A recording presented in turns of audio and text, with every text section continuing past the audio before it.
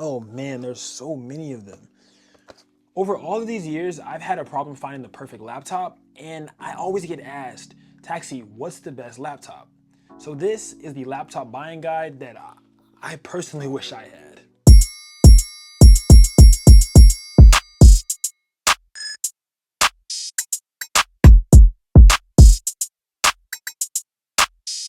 When I say trust me, I mean trust me, because when I say trust me, when I tell y'all, I think I know what I'm talking about. Like, I have 3 of them in my hand right now.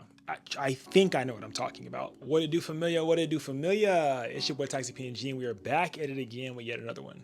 Before we start this video, I want to go ahead and update the number on this whiteboard right here. So currently, right now, at the time of recording this video, we are at. So today I'm going to be talking to you guys about the perfect laptop. Well, helping you choose the perfect laptop. Scoot up so y'all can be up in my face, up close and personal. So helping you guys choose the perfect laptop, in the sense of, I get asked this a lot. All right, so for photographers, videographers, and content creators alike, how do you choose the perfect laptop, and also what kind of accessories do I use for my laptop? A lot of you guys ask me like, oh, Taxi, is this a good laptop? Is this a good laptop? A lot of you guys have been sending it in the Discord and like, what do you think about this? What do you think about that? And I'm like, man, I be answering this question so much. I need to just go ahead and make a video for it. So I decided to go ahead and make a video today. So today we're going to be talking about choosing the perfect laptop for photographers, videographers, and creatives alike, and also some different accessories, and kind of breaking down that within the second half of this video of the accessories that I do use today, and like kind of like things that help me along with my workflow as well, and that make my laptop work at its best capabilities, if that makes sense, but it helps extend, my setup in a sense, right? So I'm about to record a hook right now, real raw and unfiltered. Photographers and videographers, I'm going to help you choose the perfect laptop for your creative workflow without overpaying and without buying something that's going to choke on your future edits a year from now. So me personally, I'm Taxi PNG. PNG stands for passion, no gatekeeping. If you guys don't know me, I'm a hybrid portrait photographer, meaning that I do photography and videography. Primarily, I do photography, and then secondary, I do videography when it comes time for clientele. So I'm a hybrid shooter. For my clients, about 60% of the time I'm doing photo, and 40% of the time for my clientele, I'm doing video. For my personal and creativity work, when it comes to YouTube and content creation and things of that nature, 90% of it goes towards filmmaking, content creation, and videography, and then 10% goes to photo. So that's kind of how I split myself and kind of the work that I do, and that's what makes me a hybrid, right? So I fully understand both sides of photography, and videography, so the needs of both of them, and what each of them demands in terms of photography and videography. And today I'm going to break down exactly what specs you need based on the type of creator that you are and the type of work that you do. So my formula for buying a MacBook, for choosing the correct MacBook, we're gonna be talking about MacBook, you guys, not just like any type of laptop. I can only talk from my, I wouldn't say expertise, but from my point of view and the things that I use and the things that I have found to, be very helpful for me along my photography and videography career. So I use Mac majority of the time, and very, very subtle times where I use anything Windows or Android related, but majority of the time I'm inside the Apple ecosystem. So if you're someone who's looking to get into the Apple ecosystem or is already in the Apple ecosystem, this is gonna be very helpful for you. So my personal, Taxi's creator formula for choosing a MacBook, the RAM formula for my signature rule is 50% video, right? 50% photo, you need to get 32 gigabytes of RAM. So if 50% of the time you're taking photos and for your client work, right? And 50% of the time you're doing video for your client work, you need 32 gigabytes of RAM at minimum, right? 32 gigabytes of RAM at minimum to be able to multitask and do all these different tasks that your job will need, right? So if you're heavy video editing and things of that nature, you're multitasking multiple tabs, have hella different tabs open, you have Photoshop open as well as Premiere, or you're using DaVinci, whatever you're doing, Fusion tab, all these different crazy things or all these different crazy effects do require more RAM. They're going to use up a lot more of that RAM. So 32 as a base, if you're someone who is hybrid, 50% of the time photo, 50% of the time video. And if you're doing, equal work, photo work, especially with, 4K, anything like with effects like that, 32 gigabytes is definitely a sweet spot. You don't want a bottleneck here, okay? 75%, if you're someone doing 75% photo and 25% video, I would say 16 gigabytes of RAM is sufficient for you, because if you're only doing 25% of the time video, you don't really need all of that extra RAM. I currently have, one of my Macs is a 16 inch, and that 16, it's a 16-inch, 16 gigabyte of RAM, and it has been working very perfectly for me. Okay, because I do 75% of the time is, well, 60% of the time I'm doing photography, and then 40% of that time I'm doing videography, and 16 has been serving me very well. But 16 is what I would say would be the base. At minimum 16, okay, at minimum 16. And then if you flip it on the other side and you're a videographer, 75% of the time is doing videography, 25% of the time is doing photography. I would say your base needs to be 64 gigabytes. So 64 gigabytes of RAM with that base. That's kind of my split on how I would split it, depending on who you are, and also between talking to multiple different people who are in these different workflows, and also the people that are inside of the Discord community as well, and their kind of opinions on what they've used and what they've seen to be sufficient for their workflow, right?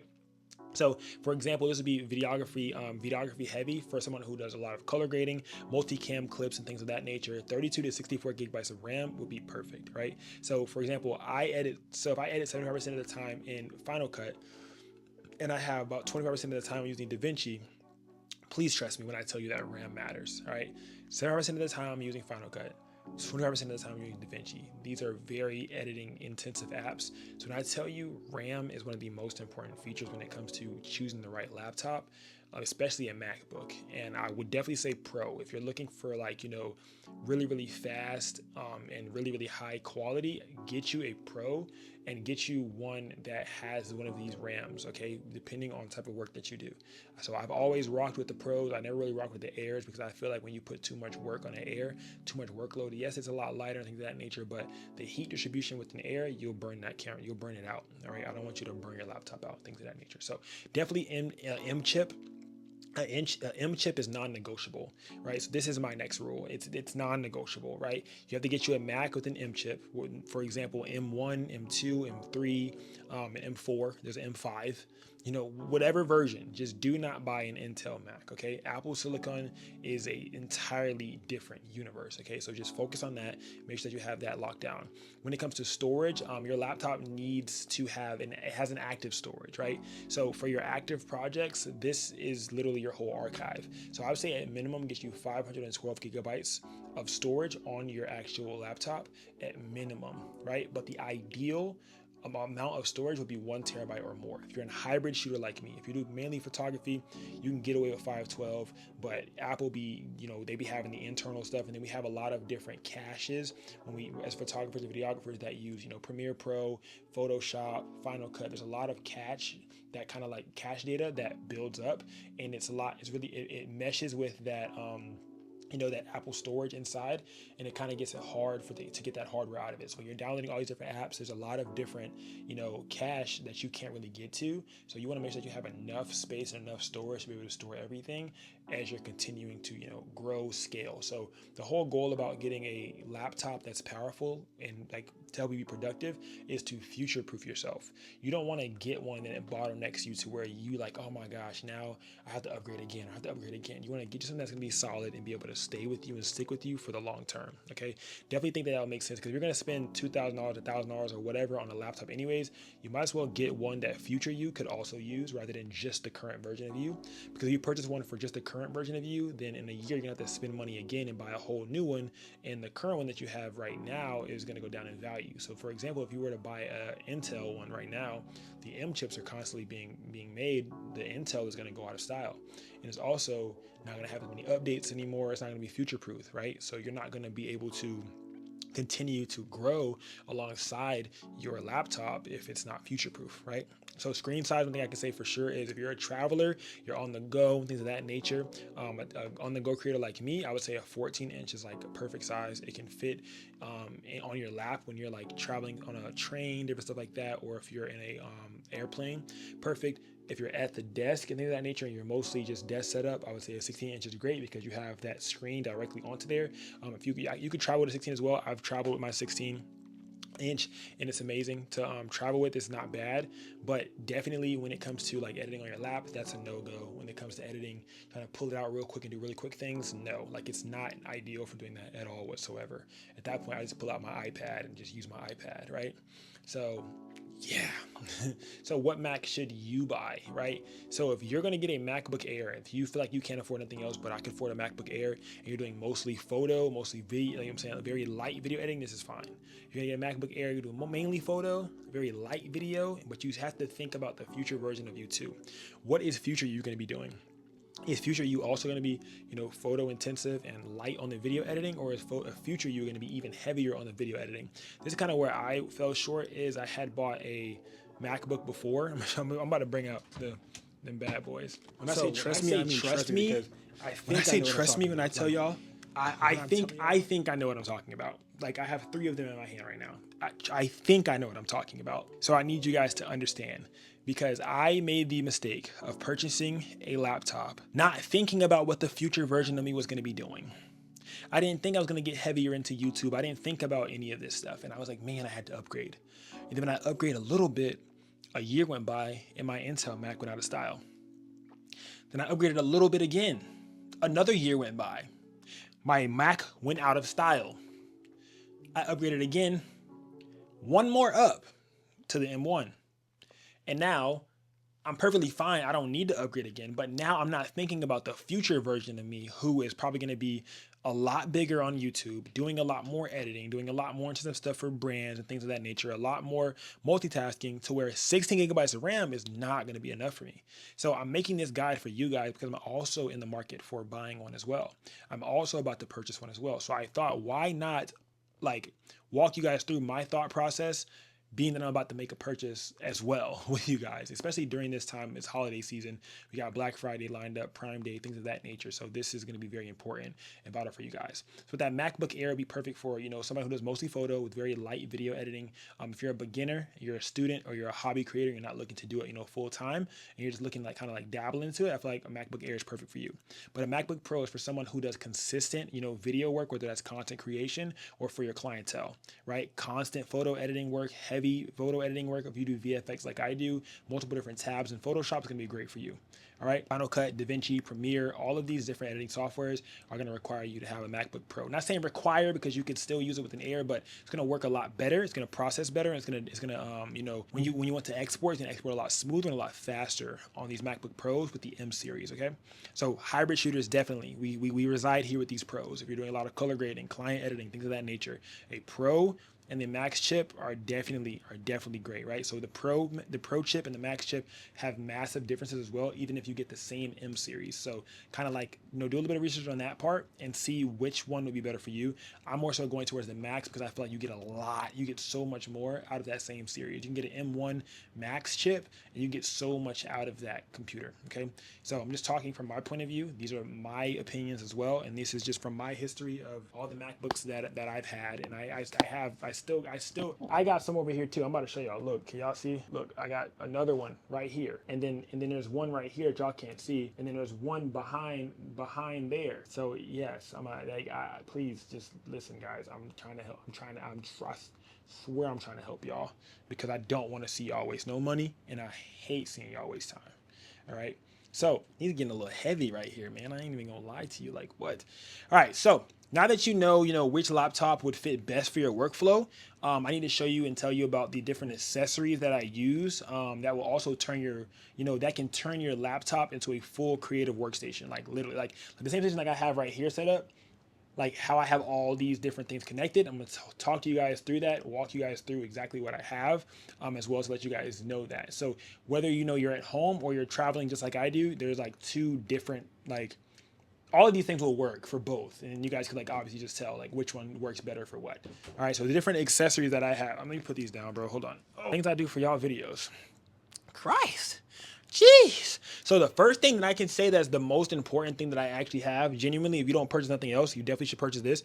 It's one of these mouses, bro. So this, I call it a Uniball, but I know it's not called a Uniball, but it has the little ball right here, and literally you move this instead of moving your wrist. So instead of having to move your whole wrist like this, you literally just move your thumb. You could lay it, rest it on your chest, rest it on your thigh, rest it on your forehead, and continue to move. And I loved it so much that you guys see I have a second one right here, right? I literally bought 3 of them. The other one's over there at that desk setup. You guys see the chair? There's a whole other desk. You don't believe me? There's a whole other desk setup. Hold on. See it? This is a chair. It's a whole other desk setup. So that's a whole second setup. That's for when I print the orders for the clothing and stuff like that. If you haven't already, go buy a t-shirt. And yeah, so I love this because I've been using it for like literally like 3 years, maybe even 4, bro. And I ended up having to I bought another one just because I wanted to, because this one came with batteries, and this one right here is USB-C, so you can charge USB-C. But I take these every single where with me. Like I love this one because I can just take it with me, and I have this one to stay here at the desk. Yes, I could just take it and just keep moving it, but I hate having to reconnect the Bluetooth, and that's just been a whole problem and things of that nature. But I have one, and these are less than $50, bro. Their mouse is a mouse, and it's very, very high quality. Like I generally like, I use it to retouch my photos. I use it to edit videos. I use it to skim very fast. Like it's made me so much faster. A lot of you guys are like, oh my God, why not just use a Wacom tablet? Do I have my Wacom tablet right here? It's somewhere over here. You guys are like, oh my God, why not just use a Wacom? I don't feel like digging in there, but I have the most expensive Wacom tablet. And you guys, I've used it, and it does make your editing work faster. But after you are drawing on a Wacom tablet, just like this, for 8 hours straight, brother, do you know how much your wrist pain you just go through just by doing this? Like, you guys can see the muscle in my arm moving, and I'm constantly, and depending on how you might write weird, you might write crazy, you might pull one of these, you might write like that. I don't know how you write, you know what I'm saying? So your wrist is gonna be, is gonna be like in danger, you know what I'm saying? Whereas with this bad boy, it's literally just a move of the thumb, really quickly, just quick moves of the thumb. It's like really quick moves of the thumb. I like that. It's really easy, very simple, very demure, and things of that nature. Very demure. So another thing, the trackball is very cool because it does speed up my workflow tremendously. Like I can edit way faster. I can get it done if I'm sitting at the airport or something like that, or the hotel pulled out. I could literally have the laptop on the desk, and I can have the mouse on my thigh, or I got both of it on my thigh. Or if I'm sitting in a very uncomfortable position, like if I'm traveling and flying on a train, or if I'm flying on an airplane, I can have my mouse right here, and I could be editing, laying like leaning back, like just different type of stuff. Like it's coming very, very handy, bro. Like no glaze on that. Well, all glaze on that mouse. I love that mouse. It's probably the number one thing in my whole workflow that I really couldn't live without. Next thing I can say is definitely SSDs. I have so many different SSDs, bro. Dang, like if y'all could see it, like I don't want to unplug this, but I have two, as you guys can see, I have two SSDs on the back of here, and then I have this SSD right here, and then I have all of these right here, and then all of these are also hard drives as well. Very, very, very important. I love my Sandisk SSD. People have like a bad work around Sandisk, but I love my Sandisk SSDs because they have a little kind of like a holder inside of it, and you can put like a carabiner through all of them, and you can store them very nicely. They're rugged, they're breathable. I've never had a problem with them ever. You got to format it correctly. I made a whole video on that for you guys too, because a lot of people get mad at the Sandisk SSDs, like, oh my God, they mess up and this and that. But a lot of the time it's user error, and a lot of the times users don't want to be at fault, so they usually don't want to be at fault, so they'll usually never say what they did wrong. They just want to blame it on the company, and I feel like that's not fair to just blame it on the company every time. Also, I can definitely say I use a slim laptop case. Like on top of here is a transparent case. That definitely really helps because you don't scratch it up. You also can keep your resale value higher if you're using it and you're looking to resell it later on, or if you are trying to do like the upgrade like what I did. But as you can see, I still didn't get rid of those, and I have a case on those. So I mean, that's really that's cool. I have this little SSD. Hold on, I'm gonna show you guys. This little SSD holder thing that I use on one of my older Macs was really cool. And it has like a little flap. You could put it right inside of there. That's actually really cool too. And that came in very handy because I could put it on the side of it and I could still have it plugged in, but not have to store it anywhere else or have it fall or anything like that. It was really cool. Some extra things I would say is a monitor would really help, especially if you're someone traveling with the 14-inch MacBook Pro. That would be something that you need as well. I use the Arzopa travel monitors. You guys are on one right now, and I'm literally like looking at myself using that. But I use the Arzopa travel monitor. It folds up. You can literally like take it with you anywhere, bro. Like it's very inexpensive. It's under $100 and it's high quality. You get a 16-inch. You can get a smaller one. But I just love that it can stand up right next to my laptop, and I can use it as a second display without lag, like connected directly to it via HDMI to micro HDMI. And you could power it via USB-C to USB-C, and it's just amazing, bro. And that thing does come in handy a lot. I take that a lot of different places too. The ASUS ProArt display for when you're editing your photos, be very, very helpful as well.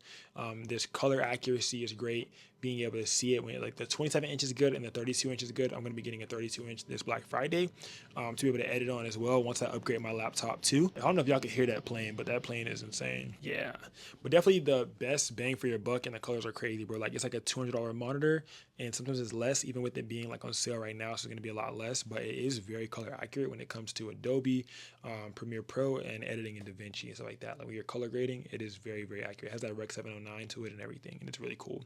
So I have these travel dongle and adapters. The actual dongle for my iPad.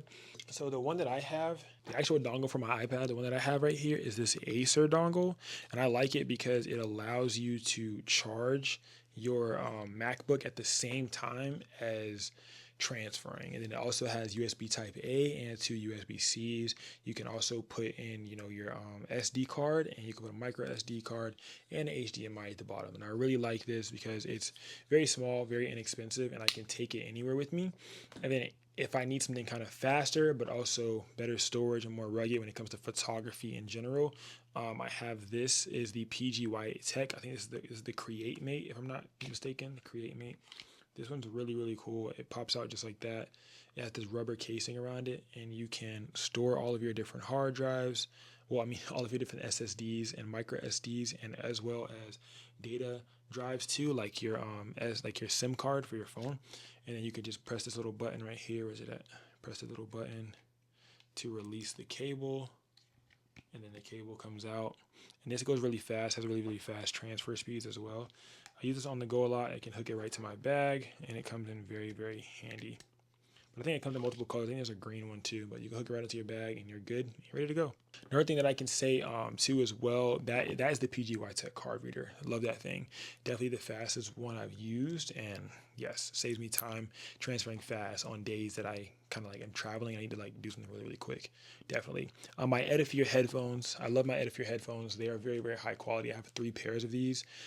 Some of them have 90 hours. Some of them have 60 hours. It's insane. I think these right here that I have 90 hours. I'll put a link to everything down below for you guys. These bad boys right here are amazing. I freaking love these headphones. Like they create an amazing editing experience. I use these every single day when editing. And sometimes I forget to turn them off. Like I'll go to sleep, forget to turn them off, and then I'll come back the next day, and then it'll be like, it won't even say anything yet. And then like I'll go another day, and then I'll turn it off, and I'll turn it back on. And when I turn it back on, it's like battery at half. I'm like, bro, I left it on for a whole 24 hours. So like being able to actually test these out and see that these actually do go as long as they say they do without dying has been amazing. I went on a whole day trip to New York City and back. I went there, stayed, came back the next day, didn't have to charge it or nothing, and I was using my headphones the entire time, bro. Like those are some really, really good quality headphones. I have 3 pairs of these Edifiers, but these, I think these are the WH7, this WH700, something like that. These are amazing. They're really big enough for my ear. They're not that stylish. These in particular, I do love the matte black because they're pretty stylish. They do look pretty good. But the ones that I do have that are more stylish, I wear those to the gym. So I'll be looking good and shit in the gym. So those are nice. Those are slick and vibe. They look like, what kind of headphones are these? Like those are really cool. Also a fast charger. I would definitely say get you a fast charger for your MacBook. That's at least 75 watts. The one that I have right here is a fast charger one right here. I got this from TikTok shop, but I'll put the link down below to one that would be equivalent. But it has multiple different ports. This one goes 140 watts though. So at least 75 watts to be able to charge your items fast. This one I like is 140 because I can use the full max output and charge multiple devices all at one time, but all be super fast charging. You also gotta make sure that you have a fast charging cable as well. If you don't have a fast charging cable, that's not gonna be helpful. You can get you a UGREEN cable. This one right here is not from UGREEN. This is a fast charging cable as well, but it's magnetic. Like this is really cool. I found this on TikTok shop too. If you guys don't follow me on TikTok, follow me on TikTok. You guys can go on my storefront on TikTok and like see all the things that I've gotten from TikTok. But this is magnetic, so this is really, really cool. Like it just coiled itself up. Being magnetic is tough.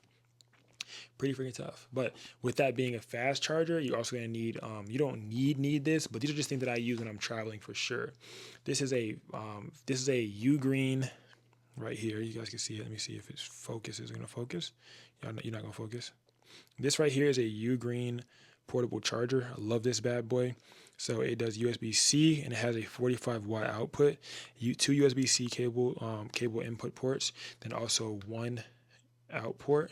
You press a little button on the side to get it to start charging. I love this little thing, man. This thing comes to me everywhere I go. It can charge my MacBook twice, which is really cool.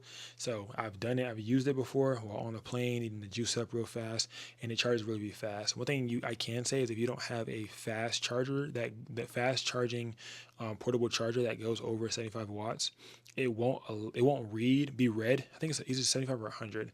It won't be read by your MacBook. So if you don't get one that's fast enough to be read by your MacBook can't even read it. So I had another one that was 20 watts. It's a lot bigger. It's the one that's powering this light back here. So there's like one on this light that I have taped on here, LOL. But I have that one right there, and that one was not able to power my laptop at all because it didn't even have a fast enough watt output to be even be like able to be read or noticed by my laptop, which was insane. That was my first time ever trying to charge my laptop with that, but that's when I figured out that you got to have a fast enough watt. I try to figure out everything like the hard way without having to let you guys figure it out the hard way. So I want to figure it out the hard way and then try to help y'all not have to go through what I went through. And then also my eMeet Pixie webcam. My eMeet Pixie webcam is up there right now, and it's plugged in. But my eMeet Pixie webcam definitely is an amazing piece, I would say, for sure, because I am able to, like, I stream a lot. You guys know that. So I'm able to go and stream on the go. If I'm in a hotel or something like that, I can do that. I can even use my phone if I want. But this one right here is kind of like the DJI, and it moves with you. It can track you. It can move around, stuff like that.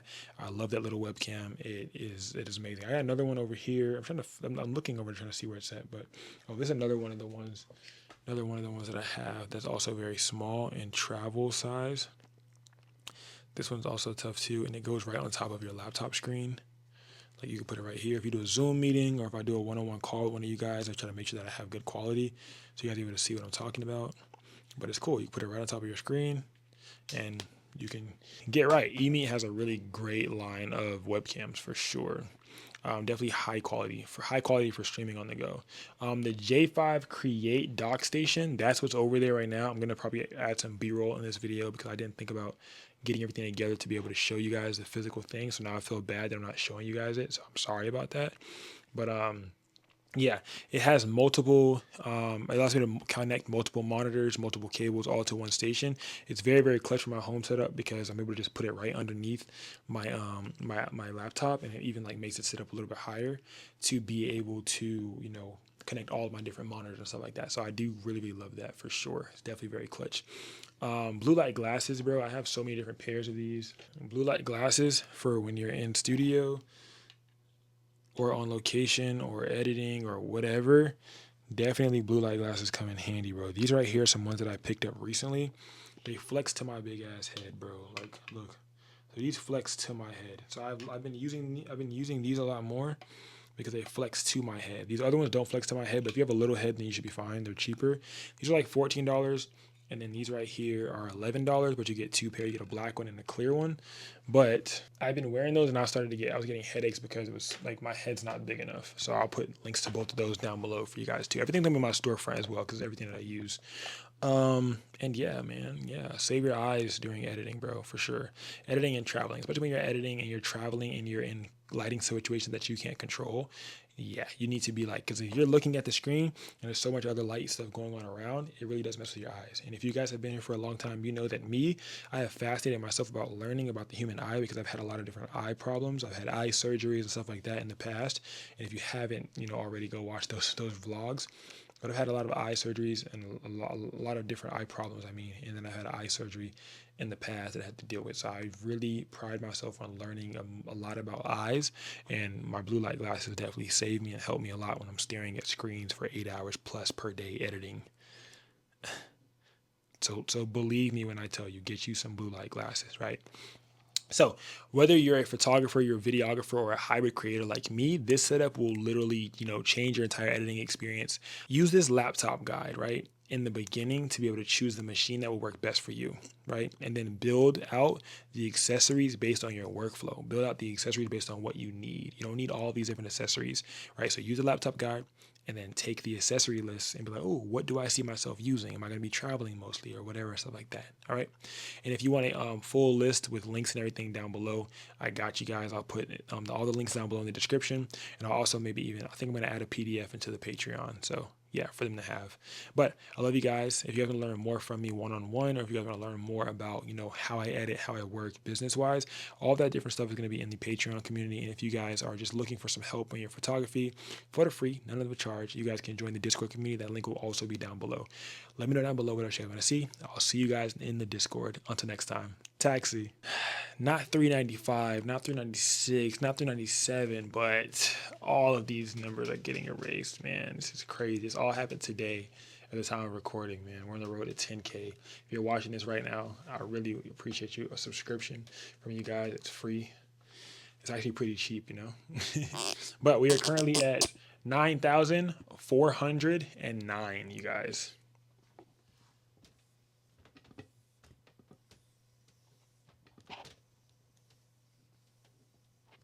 We are almost halfway there, bro. This is crazy. We are almost halfway there. Like, we're guaranteed to hit it before the end of the year. I really want to hit it by my birthday. If you guys don't know, my birthday is December 21st. I want to hit this by my birthday because I would love for this to be my birthday gift. Because when I hit this, oh my gosh, like it's really going to be the best feeling ever. I'm not going to lie. I'm guaranteed to cry. I swear. And I want to live stream me hitting 10K. I swear. Like, that's going to hit different. Sorry, but this is not what this video is about today. Oh, there's the cookies. Be right back.